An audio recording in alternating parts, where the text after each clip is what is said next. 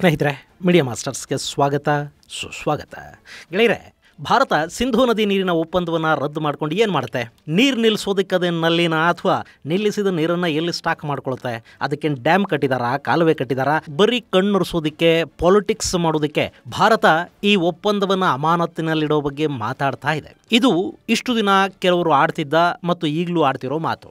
ಆದರೆ ಈ ಸಿಂಧೂ ನದಿಯ ಒಪ್ಪಂದದ ಬೆನ್ನಲ್ಲೇ ಆಕ್ರಮಿತ ಕಾಶ್ಮೀರದ ಭಾಗ ಆಕ್ರಂದನವನ್ನು ಶುರು ಮಾಡಿದೆ. ಅಲ್ಲಿ ಸ್ವಲ್ಪ ಝೇಲಂ ನದಿಯಲ್ಲಿ ಹೆಚ್ಚಾದ ನೀರು ಅವರನ್ನು ಆತಂಕಕ್ಕೀಡು ಮಾಡಿದೆ.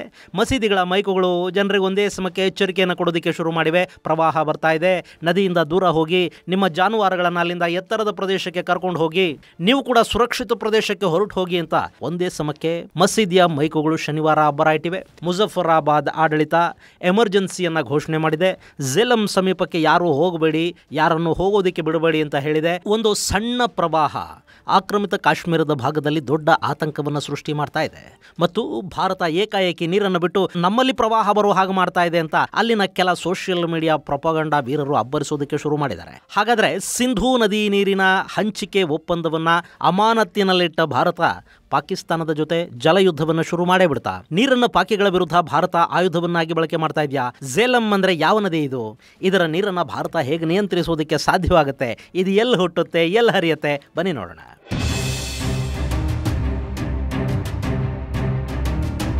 ಗೆಳೆಯರೆ, ಆಕ್ರಮಿತ ಕಾಶ್ಮೀರದ ಝೇಲಂ ನದಿಯಲ್ಲಿ ಶನಿವಾರ ಸ್ವಲ್ಪ ನೀರಿನ ಪ್ರಮಾಣ ಹೆಚ್ಚಾಗಿದೆ. ಅದು ಅಪಾಯದ ಮಟ್ಟ ಮೀರಿ ಹರಿಯೋದಕ್ಕೆ ಶುರು ಮಾಡಿದ ಕೂಡಲೇ ಪಾಕಿಸ್ತಾನ ಮತ್ತು ಆಕ್ರಮಿತ ಕಾಶ್ಮೀರದಲ್ಲಿ ಹಾಹಾಕಾರ ಶುರುವಾಗಿದೆ. ಚಕೋತಿ ಗಡಿಯಿಂದ ಮುಜಫರಾಬಾದ್ ವರೆಗೆ ಹತಿಯಾನ್ಬಾಲಾ, ಘರಿದುಪಟ್ಟ, ಮಜ್ಹೋಯಿ ಮುಂತಾದ ಗ್ರಾಮಗಳ ಜನ ಆತಂಕಕ್ಕೀಡಾಗಿದ್ದಾರೆ. ಅಲ್ಲಿನ ಮಸೀದಿಗಳಲ್ಲಿ ಒಂದೇ ಸಮಕ್ಕೆ ಎಚ್ಚರಿಕೆಯ ಸಂದೇಶಗಳು ಬಿತ್ತರಿಸಲ್ಪಟ್ಟಿವೆ. ಅದರ ಬೆನ್ನಲ್ಲೇ ಭಾರತ ಪಾಕಿಸ್ತಾನಕ್ಕೆ ಪ್ರವಾಹ ಬರೋ ಹಾಗೆ ಮಾಡ್ತಾ ಇದೆ, ನಮಗೆ ಹೇಳದೆ ಡ್ಯಾಮಿನ ಗೇಟುಗಳನ್ನು ತೆರೆದಿದೆ ಅಂತ ಕೆಲವರು ಬಾಯ್ ಬಡ್ಕೊಳ್ಳೋದಕ್ಕೆ ಶುರು ಮಾಡಿದ್ದಾರೆ. ಹಾಗಾದ್ರೆ ಪಹಲ್ಗಾಂವ್ ದಾಳಿಗೆ ಪ್ರತೀಕಾರ ತೀರಿಸಿಕೊಳ್ಳೋದಕ್ಕೆ ಭಾರತ ಪಾಕಿಸ್ತಾನದಲ್ಲಿ ಪ್ರವಾಹ ಬರೋ ಹಾಗೇನಾದರೂ ಮಾಡ್ಬಿಡ್ತಾ? ಇದು ಅರ್ಥ ಆಗಬೇಕು ಅಂದರೆ ಒನ್ಸ್ ಅಗೈನ್ ನಾವು ಸಿಂಧೂ ನದಿ ನೀರಿನ ಒಪ್ಪಂದ ಮತ್ತು ಅದರಲ್ಲಿ ಪಾಕಿಸ್ತಾನವನ್ನು ಕಾಪಾಡುವ ಭಾರತದ ಪಾತ್ರವನ್ನು ಅರ್ಥ ಮಾಡ್ಕೋಬೇಕು. ಗೆಳೆಯರೆ, ಎರಡು ದೇಶಗಳ ನಡುವಿನ ಜಲ ಒಪ್ಪಂದ ಅಂದರೆ ಅದು ಬರೀ ನೀರಿನ ಹರಿವು ಮಾತ್ರ ಆಗಿರೋದಿಲ್ಲ. ಅಲ್ಲಿ ಬೇರೆ ಬೇರೆ ಲೆಕ್ಕಾಚಾರಗಳಿರುತ್ತವೆ. ಭಾರತ ಮತ್ತು ಪಾಕಿಸ್ತಾನಗಳ ನಡುವೆ ಸಿಂಧೂ ನದಿ ನೀರಿನ ವಿಷಯ ಕೂಡ ಹಾಗೇನೆ. ಸಿಂಧೂ ನದಿ ನೀರಿನ ಒಪ್ಪಂದ ಏನು ಅನ್ನೋದು ನಿಮಗೆ ಗೊತ್ತಿದೆ, ಆದರೂ ಸ್ವಲ್ಪ ನೆನಪು ಮಾಡಿಕೊಡ್ತೀನಿ ಕೇಳಿ. ಸಿಂಧೂ ನದಿ ನೀರಿನ ಹಂಚಿಕೆಯ ಒಪ್ಪಂದದಲ್ಲಿ 6 ನದಿಗಳು ಬರುತ್ತವೆ. ಆ ಪೈಕಿ ಸಿಂಧೂ, ಚಿನಾಬ್ ಮತ್ತು ಝೇಲಂ ನದಿಗಳ ನೀರನ್ನು ಸಂಪೂರ್ಣವಾಗಿ ಪಾಕಿಸ್ತಾನಕ್ಕೆ ಕೊಡಲಾಗಿದೆ. ಈ ನದಿಗಳ ನೀರನ್ನು ಭಾರತ ಕೃಷಿಗೆ, ಕುಡಿಯೋ ನೀರಿನ ಯೋಜನೆಗಳಿಗೆ ಬಳಕೆ ಮಾಡ್ಕೊಳ್ಳೋ ಹಾಗಿಲ್ಲ, ಅದಕ್ಕಾಗಿ ಡ್ಯಾಮ್ಗಳನ್ನು ನಿರ್ಮಾಣ ಮಾಡೋ ಹಾಗಿಲ್ಲ, ನೀರನ್ನು ಡೈವರ್ಟ್ ಕೂಡ ಮಾಡೋ ಹಾಗಿಲ್ಲ ಅಂತ ಆ ಒಪ್ಪಂದ ಹೇಳುತ್ತೆ. ಆದರೆ ರನ್ ಆಫ್ ದ ರಿವರ್ ಪ್ರಾಜೆಕ್ಟ್ಗಳನ್ನು ನಿರ್ಮಾಣ ಮಾಡ್ಕೋಬಹುದು. ಆ ಮೂಲಕ ಈ ನದಿಗಳ ನೀರನ್ನು ವಿದ್ಯುತ್ ಉತ್ಪಾದನೆಗೆ ಬಳಸಿ ಆ ನಂತರ ಅದನ್ನು ಪಾಕಿಸ್ತಾನಕ್ಕೆ ಹರಿಯೋದಕ್ಕೆ ಬಿಡಬೇಕು. ಹಾಗೆ ಇನ್ನೂ 3 ನದಿಗಳಿವೆ, ರಾವಿ, ಸಟ್ಲೇಜ್ ಹಾಗೂ ಬಿಯಾಸ್ ನದಿಗಳು. ಇವುಗಳ ನೀರನ್ನು ಪಾಕಿಸ್ತಾನಕ್ಕೆ ಭಾರತ ಕೊಡಲೇಬೇಕು ಅಂತಿಲ್ಲ, ಅದರ ಸಂಪೂರ್ಣ ನೀರನ್ನು ಭಾರತ ಬಳಕೆ ಮಾಡ್ಕೋಬಹುದು. ಆದರೆ ಇಲ್ಲಿ ವಾಟರ್ ಈಲ್ಡ್ ಅಂತ ನೋಡಿದಾಗ ಪಶ್ಚಿಮಕ್ಕೆ ಹರಿಯುವ ಸಿಂಧೂ, ಝೇಲಂ ಹಾಗೂ ಚೆನಾಬ್ ನದಿಗಳಲ್ಲಿ ಹೆಚ್ಚು ನೀರು ಹರಿಯುತ್ತೆ. ಅದೆಲ್ಲ ನೀರು ಪಾಕಿಸ್ತಾನಕ್ಕೆ ಹೋಗೋದ್ರಿಂದ ಸುಮಾರು 135 ದಶಲಕ್ಷ ಎಕರೆ ಅಡಿಗಳಷ್ಟು ನೀರು ಪಾಕಿಸ್ತಾನವನ್ನು ತಲುಪುತ್ತೆ. ಇದು ಸಿಂಧೂ ನದಿಗೆ ಸಂಬಂಧಪಟ್ಟ 6 ನದಿಗಳಲ್ಲಿ ಹರಿಯುವ ಒಟ್ಟು ನೀರೇನಿದೆ ಅದರ 80% ನೀರು ಇದಿಷ್ಟು ಪಾಕಿಸ್ತಾನಕ್ಕೆ ಹೋಗುತ್ತೆ. ಇನ್ನು ಬರೀ 35 MAF ಅಂದರೆ 20% ನೀರು ಮಾತ್ರ ಭಾರತಕ್ಕೆ ಸಿಗುತ್ತೆ. ಇಲ್ಲಿ ಆ ನದಿಗಳು ಹರಿಯೋದು ಭಾರತದಲ್ಲಿ, ಅದಕ್ಕೆ ನೀರನ್ನು ಸೇರಿಸೋದು ಭಾರತದ ನೆಲ. ಆ ನೀರು ಯಾವಾಗ ಹೆಚ್ಚಾಗುತ್ತೆ ಅಂದರೆ ಯಾವಾಗ ಪ್ರವಾಹ ಬರುತ್ತೆ, ಯಾವಾಗ ನೀರು ಕಡಿಮೆ ಆಗುತ್ತೆ ಅನ್ನೋ ಮಾಹಿತಿಯನ್ನು ಕೂಡ ಭಾರತವೇ ಪಾಕಿಸ್ತಾನಕ್ಕೆ ಕೊಡಬೇಕು. ಆದರೂ ಪಾಕಿಸ್ತಾನಕ್ಕೆ ಹೆಚ್ಚಿನ ನೀರು. ಇಲ್ಲಿ ಪಾಕಿಸ್ತಾನಕ್ಕೆ ನೀರು ಹರಿಸದೇ ಇದ್ದರೆ ಆ ಭಾಗದ ಭೂಪ್ರದೇಶಕ್ಕೆ ನೀರೇ ಇಲ್ಲದ ಹಾಗಾಗತ್ತೆ. ಹಾಗೆ ಆ ನೀರು ಸಮುದ್ರವನ್ನು ಸೇರೋದಿಲ್ಲ ಅಂದರೆ ಹವಾಮಾನ ವೈಪರೀತ್ಯಗಳಿಗೆ ಅದು ಕಾರಣ ಆಗುತ್ತೆ. ಹೀಗೆ ಪ್ರಕೃತಿ, ಮಾನವೀಯತೆ, ಕೃಷಿ, ಕುಡಿಯೋ ನೀರು ಇಂಥ ನಾನಾ ಕಾರಣಗಳನ್ನು ಕೊಟ್ಟು ವಿಶ್ವ ಬ್ಯಾಂಕ್ ಪಾಕಿಸ್ತಾನಕ್ಕೆ ಹೆಚ್ಚು ನೀರು ಸಿಗೋ ಥರದ ಒಂದು ವ್ಯವಸ್ಥೆಯನ್ನು ಮಾಡಿ ಆ ನೀರಿನ ಬಗೆಗಿನ ಮಾಹಿತಿಯನ್ನು ಹಂಚಿಕೊಳ್ಳೋ ಜವಾಬ್ದಾರಿಯನ್ನು ಭಾರತದ ಹೆಗಲಿಗೆ ಹಾಕೋಯ್ತು. ಇಷ್ಟಾದ ಮೇಲಾದರೂ ಪಾಕಿಸ್ತಾನ ಭಾರತದ ಜೊತೆ ಸರಿಯಾಗಿ ನಡ್ಕೊಳ್ತಾ ಅಂದರೆ ಪಶ್ಚಿಮದ ನದಿಗಳ ಮೇಲೆ ಭಾರತ ಜಲವಿದ್ಯುತ್ ಯೋಜನೆಗಳಿಗಾಗಿ ಡ್ಯಾಮ್ಗಳನ್ನು ನಿರ್ಮಾಣ ಮಾಡೋದಕ್ಕೆ ಹೋದರೆ ಅದಕ್ಕೆ ಪಾಕಿಸ್ತಾನ ತಕರಾರು ತೆಗಿತಾ ಹೋಯಿತು. ಪ್ರತಿ ಬಾರಿಯೂ ಕಿರಿಕ್ ಮಾಡ್ತಾ ಹೋಯಿತು. 1960ರಲ್ಲಿ ಒಪ್ಪಂದಕ್ಕೆ ಸಹಿ ಬಿದ್ದ ನಂತರವೂ ಕೂಡ ಎರಡೂ ದೇಶಗಳ ನಡುವೆ ಮೂರು ಯುದ್ಧಗಳಾದವು. ಹೀಗೆ ಏನೇ ಆದರೂ ಭಾರತ ಒಪ್ಪಂದವನ್ನು ರದ್ದು ಮಾಡೋದಕ್ಕಾಗಲಿ ಅದನ್ನು ಅಮಾನತಲ್ಲಿಡೋದಕ್ಕಾಗಲಿ ಹೋಗಲಿಲ್ಲ. ಇನ್ನು ಈ ಒಪ್ಪಂದವನ್ನು ರದ್ದು ಮಾಡೋದಕ್ಕೆ ಅಥವಾ ಏಕಪಕ್ಷೀಯವಾಗಿ ಅದರಲ್ಲಿ ಬದಲಾವಣೆಗಳನ್ನು ತರೋದಕ್ಕೆ ಅವಕಾಶ ಕೂಡ ಇಲ್ಲ. ಸೊ ಭಾರತ ಇದೆಲ್ಲವನ್ನು ಅನುಭವಿಸಿಕೊಂಡು ಬರ್ತಾ ಇತ್ತು. ಆದರೆ ಎಲ್ಲದಕ್ಕೂ ಒಂದು ಮಿತಿ ಅನ್ನೋದಿರುತ್ತೆ ನೋಡಿ. ಯಾವಾಗ ಪಾಕಿಸ್ತಾನ ಭಯೋತ್ಪಾದನೆಗೆ ಪ್ರೋತ್ಸಾಹ ಕೊಡೋದನ್ನು ನಿಲ್ಲಿಸಲಿಲ್ವೋ, ಇಲ್ಲಿ ಒಪ್ಪಂದವನ್ನು ಭಾರತ ರದ್ದು ಮಾಡ್ಕೊಳ್ಳೋದಕ್ಕೆ ಹೋಗಿಲ್ಲ, ಅದನ್ನು ಅಮಾನತ್ತಿನಲ್ಲಿ ಇಟ್ಟಿದೆ. ಇನ್ನು ಯಾವಾಗ ಭಾರತ ಸಿಂಧೂ ನದಿ ನೀರಿನ ಒಪ್ಪಂದವನ್ನು ಅಮಾನತ್ನಲ್ಲಿ ಇಡ್ತೀವಿ ಅಂತೋ ಪಾಕಿಸ್ತಾನ ಬೆಚ್ಚಿಬಿತ್ತು. ಅಲ್ಲಿ ಪ್ರತಿಭಟನೆಗಳು ಶುರುವಾದವು. ಸಿಂಧೂ ನದಿ ನೀರನ್ನು ಭಾರತ ನಿಲ್ಲಿಸಿಬಿಡುತ್ತೆ ಅಂತ ಅಲ್ಲಿನ ಕೆಲವರು ಅಪಪ್ರಚಾರ ಮಾಡ್ತಾ ಹೋದರು. ನಮ್ಮಲ್ಲಿ ಕೂಡ ಸಿಂಧೂ ನದಿಗೆ ಒಂದೇ ಒಂದು ಹನಿ ನೀರು ಇನ್ನು ಮೇಲೆ ಹರಿಯೋದಕ್ಕೆ ಭಾರತ ಸರ್ಕಾರ ಬಿಡೋದಿಲ್ಲ ಅಂತ ಕೆಲವರು ಅಬ್ಬರಿಸೋದಕ್ಕೆ ಶುರು ಮಾಡಿದರು. ನಮ್ಮ ಟಿ ವಿ ಚಾನಲ್ಗಳು ಇದನ್ನೇ ಹೇಳ್ತಾ ಹೋದವು. ಇನ್ನು ನಮ್ಮ ರಾಜಕಾರಣಿಗಳು ಕೇಳಬೇಕಾ, ಅವರು ನಮ್ಮ ಟಿ ವಿ ಆ್ಯಂಕರ್ಗಳಿದ್ದ ಹಾಗೆಯೇ ಸಿಂಧೂ ನದಿ ಎಲ್ಲಿದೆ, ಅದರ ಒಪ್ಪಂದ ಏನು, ಅದರ ಮೇಲೆ ಎಷ್ಟು ಡ್ಯಾಮ್ಗಳಿವೆ, ಅದರಲ್ಲಿ ಎಷ್ಟು ನೀರು ಹರಿಯುತ್ತೆ, ಒಪ್ಪಂದದಲ್ಲಿ ಏನಿದೆ, ಇದು ಯಾವುದನ್ನು ತಿಳ್ಕೊಳ್ಳುವ ಸಮಯ ಅವ್ರು ಯಾರಿಗೂ ಇರೋದಿಲ್ಲ. ಒಂದು ಸರ್ಕಾರದ ಪರ ಮಾತಾಡಬೇಕು ಅಥವಾ ಅದಕ್ಕೆ ವಿರುದ್ಧವಾಗಿ ಏನನ್ನಾದರೂ ಹೇಳಬೇಕು. ಕೆಲವರು ನೀರು ನಿಲ್ಲುತ್ತೆ ಅಂದರೆ ಮತ್ತೆ ಕೆಲವರು ಮಳೆಗಾಲದಲ್ಲಿ ನೀರನ್ನು ಹೇಗೆ ನಿಲ್ಲಿಸ್ತೀರಿ, ಅದನ್ನು ಎಲ್ಲಿ ಇಟ್ಕೋತೀರಿ ಅಂತ ಕೇಳೋದಕ್ಕೆ ಶುರು ಮಾಡಿದರು.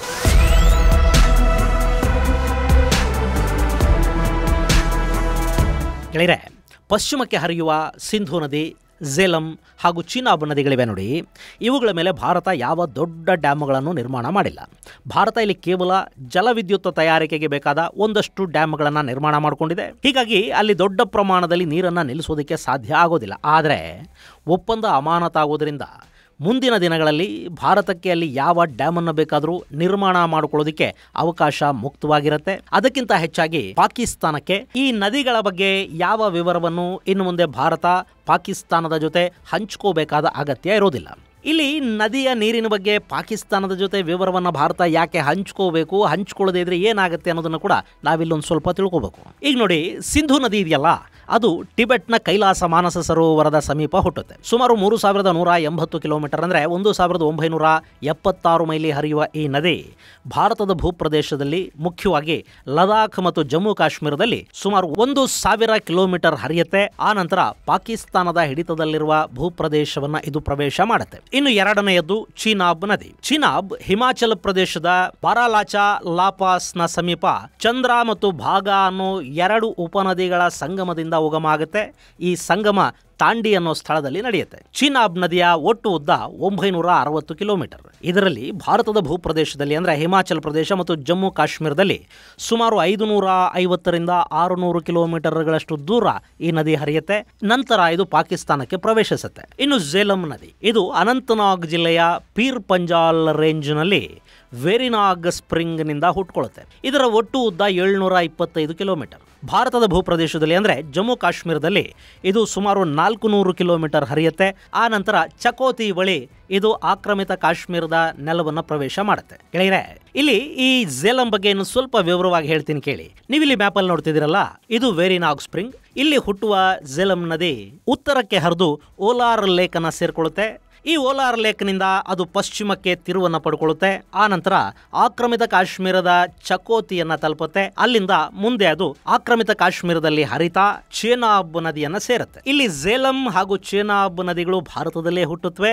ಸಿಂಧೂ ನದಿ ಟಿಬೆಟ್ ಅಲ್ಲಿ ಹುಟ್ಟಿ ಭಾರತದ ಮೂಲಕ ಹರಿದು ಆ ನಂತರ ಪಾಕಿಸ್ತಾನಕ್ಕೆ ಹೋಗುತ್ತೆ. ಅಂದ್ರೆ ಇಲ್ಲಿ 2 ನದಿಗಳು ಭಾರತದಲ್ಲಿ ಹುಟ್ಟುತ್ತವೆ. ಒಂದು ಟಿಬೆಟ್ ಅಲ್ಲಿ ಹುಟ್ಟಿದ್ರು ಕೂಡ ಭಾರತದ ಮೂಲಕ ಹರ್ಕೊಂಡು ಬಂದೇ ಪಾಕಿಸ್ತಾನಕ್ಕೆ ಹೋಗಬೇಕು. ಹೀಗಾಗಿ ಈ ನದಿಗಳಲ್ಲಿ ಪ್ರವಾಹ ಬರುತ್ತೆ ಅನ್ನೋದಾಗ್ಲಿ, ನದಿಗಳ ನೀರು ಕಡಿಮೆ ಆಗುತ್ತೆ ಅನ್ನೋದಾಗ್ಲಿ ಅಥವಾ ಹೆಚ್ಚಾಗತ್ತೆ ಅನ್ನೋದಾಗ್ಲಿ ಮೊದಲು ಗೊತ್ತಾಗೋದು ಭಾರತಕ್ಕೇನೆ.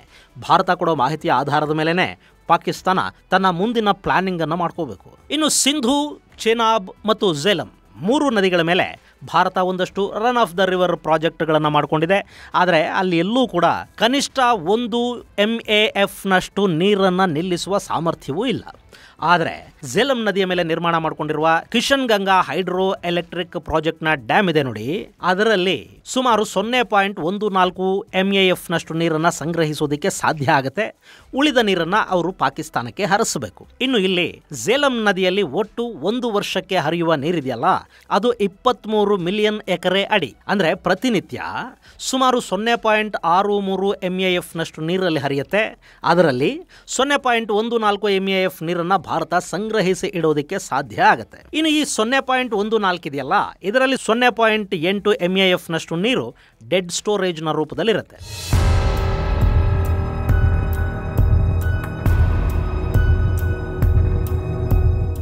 ಈ ಕಿಶನ್ ಗಂಗಾದ ಗೇಟ್ಗಳನ್ನು ತೆರೆಯೋ ಮೂಲಕ ಅಥವಾ ಆ ಗೇಟ್ಗಳನ್ನು ಮುಚ್ಚೋ ಮೂಲಕ ಒಂದಷ್ಟು ನೀರನ್ನು ಭಾರತ ಪಾಕಿಸ್ತಾನಕ್ಕೆ ಹರಿಯದ ಹಾಗೆ ತಡಿಬಹುದು ಮತ್ತು ಹೆಚ್ಚುವರಿಯಾಗಿ ಒಂದಷ್ಟು ನೀರನ್ನು ಬಿಡೋದಕ್ಕೆ ಕೂಡ ಇಲ್ಲಿ ಸಾಧ್ಯತೆಗಳಿರುತ್ತವೆ.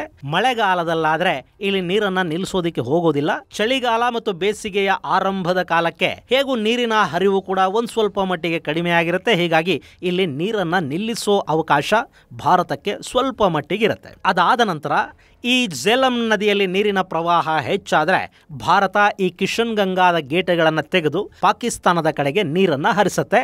ಆ ಸಂದರ್ಭದಲ್ಲಿ ಪಾಕಿಸ್ತಾನಕ್ಕೆ ಒಂದಷ್ಟು ಮಾಹಿತಿಯನ್ನು ಕೊಡಬೇಕಾದ ಜವಾಬ್ದಾರಿಯನ್ನು ಸಿಂಧೂ ನದಿ ನೀರಿನ ಒಪ್ಪಂದ ಭಾರತದ ಹೆಗಲ ಮೇಲೆ ಹೊರಿಸ್ತಾ ಇತ್ತು. ಇಷ್ಟು ದಿನ ಭಾರತ ಆ ಬಗ್ಗೆ ಸೂಚನೆಯನ್ನು ಪಾಕಿಸ್ತಾನಕ್ಕೆ ಕೊಡ್ತಾ ಇತ್ತು.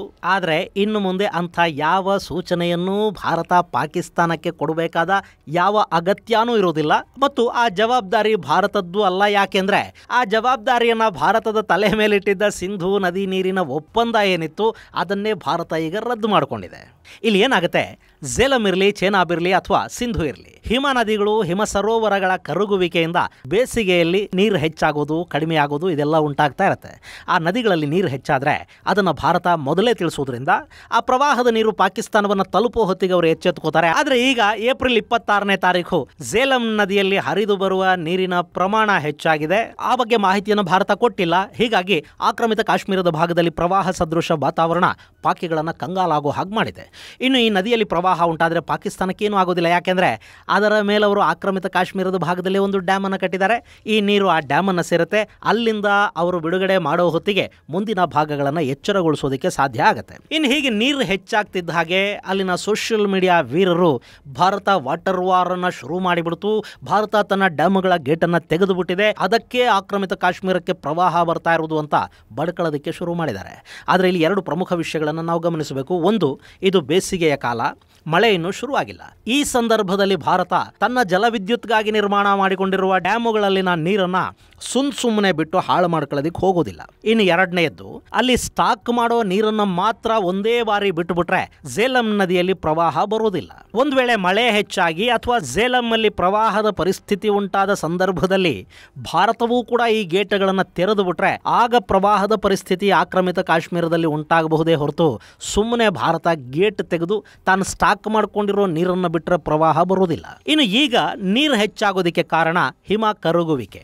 ಝೇಲಂ ನದಿಗೆ ಈ ಭಾಗದಲ್ಲಿನ ಕಲಹೋಯ್, ಅಮರ್ನಾಥ್ ಮುಂತಾದ ಗ್ಲೇಷಿಯರ್ಗಳು ಕರಗಿ ಆ ನೀರು ಲಿದ್ದರ್ ಹಿಮ ನದಿಯನ್ನು ತಲುಪಿ ಅಲ್ಲಿನ ಹಿಮವೂ ಮೆಲ್ಟ್ ಆಗಿ ಹೆಚ್ಚು ಪ್ರಮಾಣದ ನೀರು ಝೇಲಂಗೆ ಹರಿದು ಬರುತ್ತೆ. ಈಗ ಈ ಹಿಮ ನದಿಗಳು ಕರಗ್ತಾ ಇರೋದ್ರಿಂದ ಅಲ್ಲಿ ನೀರಿನ ಪ್ರಮಾಣ ಹೆಚ್ಚಾಗಿದೆ. ಪ್ರತಿ ಬಾರಿಯ ಬೇಸಿಗೆಯಲ್ಲೂ ಇಂಥದ್ದೊಂದು ಆಗ್ತಾ ಇರುತ್ತೆ.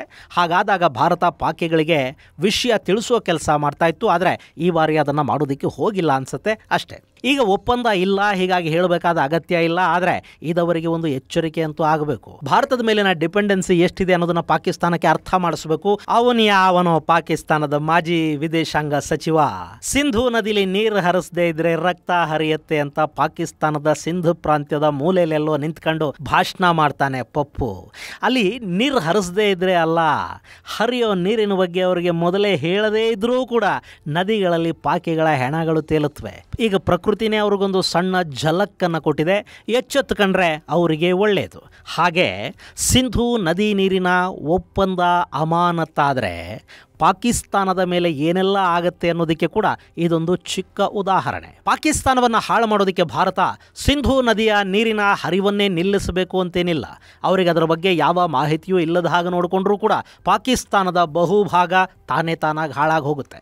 ಇದರ ಜೊತೆಗೆ ಈಗ ಭಾರತ ಸಿಂಧೂ ನದಿಯ ನೀರನ್ನು ಬಳಸ್ಕೊಳ್ಳೋದಕ್ಕೆ ಏನೆಲ್ಲ ಮಾಡಬಹುದು ಅನ್ನೋ ಬಗ್ಗೆ ಕೂಡ ಒಂದಷ್ಟು ಅಧ್ಯಯನಗಳನ್ನು ಆರಂಭ ಮಾಡಿದೆ. ಆದಷ್ಟು ಬೇಗ ಅಲ್ಲಿ ಇನ್ನೊಂದಷ್ಟು ಡ್ಯಾಮ್ನ ಕಾಮಗಾರಿಗಳು ಆರಂಭ ಆಗುತ್ತವೆ. ಹಾಗೆ ಉಲಾರ್ ಲೇಕ್ ಬಳಿ ಭಾರತ ನಿರ್ಮಾಣ ಮಾಡೋದಕ್ಕೆ ಹೋಗ್ತಾ ಇರುವ ಮತ್ತೊಂದು ಡ್ಯಾಮ್ನ ಕಾಮಗಾರಿ ಪಾಕಿಸ್ತಾನದ ವಿರೋಧದ ಕಾರಣದಿಂದ ಸ್ಥಗಿತಗೊಂಡಿದೆ. ಅದರ ಕಾಮಗಾರಿ ಕೂಡ ಬೇಗ ಶುರುವಾಗುತ್ತೆ ಮತ್ತು ಈ ಬಾರಿ ಬರೀ ಜಲವಿದ್ಯುತ್ ಯೋಜನೆಗಳನ್ನು ಅಷ್ಟೇ ಅಲ್ಲ, ಆ ನೀರನ್ನು ಭಾರತ ತನ್ನ ಕುಡಿಯುವ ನೀರಿನ ಯೋಜನೆಗಳಿಗೆ, ಕೃಷಿ ಯೋಜನೆಗಳಿಗೆ ಕೂಡ ಬಳಕೆ ಆಗೋ ಹಾಗೆ ಏನೆಲ್ಲ ಮಾಡಬಹುದು ಅನ್ನೋ ಬಗ್ಗೆ ಕೂಡ ಒಂದಷ್ಟು ಅಧ್ಯಯನಗಳನ್ನು ಆರಂಭ ಮಾಡಿದೆ. ಆದಷ್ಟು ಬೇಗ ಆ ನೀರನ್ನು ಬಳಸ್ಕೊಳ್ಳೋ ಕೆಲಸಗಳನ್ನು ಭಾರತ ಪ್ರಾರಂಭ ಮಾಡುತ್ತೆ. ಇದು ಮುಂದಿನ ದಿನಗಳಲ್ಲಿ ಪಾಕಿಸ್ತಾನಕ್ಕೆ ಮತ್ತಷ್ಟು ಸಂಕಷ್ಟಗಳನ್ನು ತಂದೊಡ್ಡುತ್ತೆ ಅನ್ನೋದರಲ್ಲಿ ಯಾವ ಅನುಮಾನಗಳು ಬೇಡ. ಇದು ಗೆಳೆಯರೆ ಝೇಲಂ ನದಿಯ ಪ್ರವಾಹದ ಕುರಿತಾದ ಒಂದಷ್ಟು ಮಾಹಿತಿ. ಮುಂದಿನ ಸಂಚಿಕೆಯಲ್ಲಿ ಮತ್ತಷ್ಟು ವಿಶೇಷಗಳ ಜೊತೆ ಮತ್ತೆ ಭೇಟಿಯಾಗೋಣ. ಅಲ್ಲಿವರೆಗೆ ಜೈ ಹಿಂದ್, ಜೈ ಕರ್ನಾಟಕ.